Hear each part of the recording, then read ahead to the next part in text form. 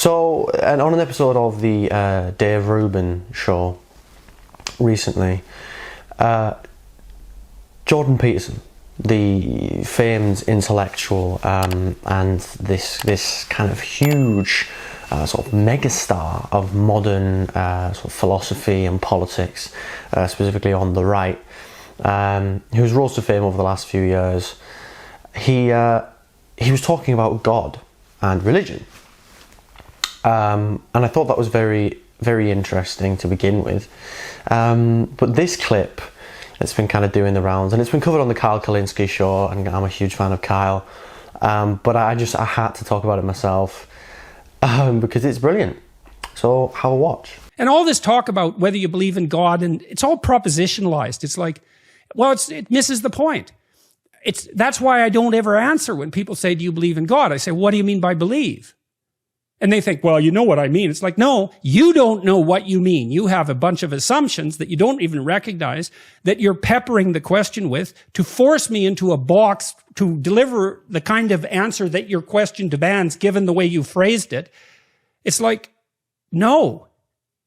You say you don't believe in God. It's like, well, God is ineffable.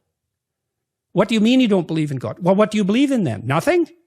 Well, no. Everything? Well, no, that doesn't work because then you're chaotic. Well, what's your highest value? Diversity? Equity? Inclusivity? Well, I don't need a highest value. Well, yes, you do, because otherwise nothing orients you through the landscape of choices. This isn't optional. So to give the devil his due, then when you've had the conversations with a lot of these guys, you just talked to Sam Harris again, also, all of these guys. That went great, by the way. At the end, people that are not necessarily believers, your basic argument, I'm doing a little 101 here, is that you're a believer whether you believe it or not, that you're being driven. Harris, okay, let's take Harris as a good example. Harris does not believe in God, but he believes in the devil. So he's halfway there. Okay, well, if you believe in evil, you also believe in good, because good is the opposite of evil, whatever that is. And, well, what's God? What's God? Well, God is what's good. Well, okay, what does that mean? Is he a spirit? Like, is he a spirit in the sky? Well, what do you mean by spirit? So here's something to think about. This is what I think. When I look back at the good men that I've been fortunate enough to know in my life, there's a spirit that shines through each of them that makes them good. That's how I can tell that each of them is good. Well, the essence of that good, that's no different than God. It might even be God. So, what Dr. Peterson is doing here is the classic thing that a lot of sort of fake or pseudo-intellectuals do. They tend to be on the right, but people do this on the left and in the centre as well, politically. He's basically obfuscating beyond belief. Like, the level at which he's obfuscating is totally unfathomable. He's using, as much of an extensive vocabulary and a wide-ranging use of various different, adjectives and nouns and adverbs and things that people just kind of feel mind-boggled by it, right? And make it sort of deeper and more complicated than it actually is or needs to be. So when he's talking about religion there, what Jordan Peterson likes to do is to sound smart. He likes to sort of question the meaning of everything, even if he knows what you're talking about. So if you say to him, do you believe in God? He goes, well, what do you mean by God? And then you say, well, do you believe in God? He's like, well, it depends what you mean by believe. You're like, what? So you don't understand what God or believe means? All right, do you believe in the monotheistic God of one of the Abrahamic religions? And then what would he say? Right? Would he obfuscate like he did just then, or would he give you a straight answer? I'm pretty sure Jordan Peterson is a Christian, right? So he would say, he would, if he was answering just straight like a normal person, would just be like, oh yeah, I believe in the Christian God. I believe in the Trinity, the Holy Spirit, Christ, the Son, and of course God the Father, as one God that created the universe, life, space-time, the whole thing. And that, you know, Jesus is the Messiah and the Saviour of humanity, right? He'd probably say that if he's a Christian. If he's not a Christian, if he's Jewish, then obviously he'd say something different. If he's Muslim, then he'd say something different. If he's a Sikh, obviously, and it changes, right? But if you just say, do you believe in God? There is an answer, right? And then he's trying to sort of tangle this up beyond belief. It's like he's got like, you know, a pair of old wired headphones that you've finally managed to get just as perfectly untangled, and then he's deliberately smushed them up and tangled it into this horrible mess just because he thinks complicated equals intelligent, and that's what his loyal followers, his loyal fan base thinks, and that's just not the case, right? And he says, like, he gets quite emotional, and look, it's kind of funny, but also, like, I respect it. He's met some people in his life, some men in his life that he finds, you know, very inspiring, or inherently very good people, very compassionate people, very kind of respectable or strong-willed or whatever it is, and that's had an effect on him, and he feels like he can see God through them, right? Because he's saying that a belief in a sort of higher power has to be in place almost, because you need to have like a highest point of sort of moral guiding principle to sort of allow you to navigate your way through life. As someone who was an atheist for a long time, I'm a sort of humanist Christian now. I think that's ridiculous.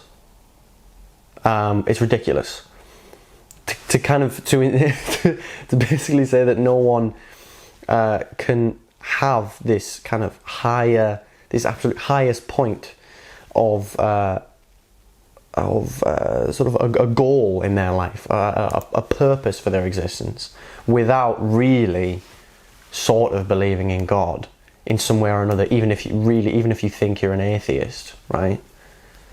Is just ridiculous, right? I know plenty of atheists. My own mother is an atheist. She's one of the kindest and most lovely people I've ever met. Her, moral guiding principles, her reason for being, is to try and make the world a better place, just to improve the levels of happiness and well-being and autonomy and contentment and the level of understanding of the world around them, because she's a teacher, of everyone on this planet as much as she can. And obviously she cares deeply about her family, she cares a lot about her friends, about animals and the environment. That's something that's quite a big thing for her. She has all of this, and at the very top of it, fundamentally, it's just about treating others well. Treating others how you want to be treated, right?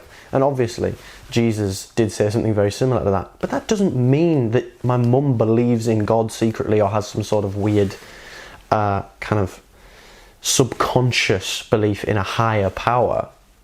It doesn't mean that at all. Having a sort of a hierarchy of what you believe is important in the world and having principles does not mean you believe in a divine creator. He's like, well, what do you mean by God? Well, what do you mean by believe? And what do you mean? What do I mean by God? I mean, do you believe in a deity? Do you believe in a divine or powerful being or beings that were responsible for creation or for part of creation? Do you believe in the Christian God? Do you believe in the Greek pantheon? Do you believe in the Hindu gods? Do you believe in Allah? Do you know there are so many different religions in the world? I'm like, do you believe in God means, do you believe in any of those gods, right? Do you believe in an extremely powerful being that created the universe, or created the world, or created you, or has influence in the world? He also mentions how Sam Harris believes in the devil, but he doesn't believe in God. I'm fairly confident if you ask Sam Harris, he would not tell you that he believes in the devil. Maybe he believes in the inherent evil of some people.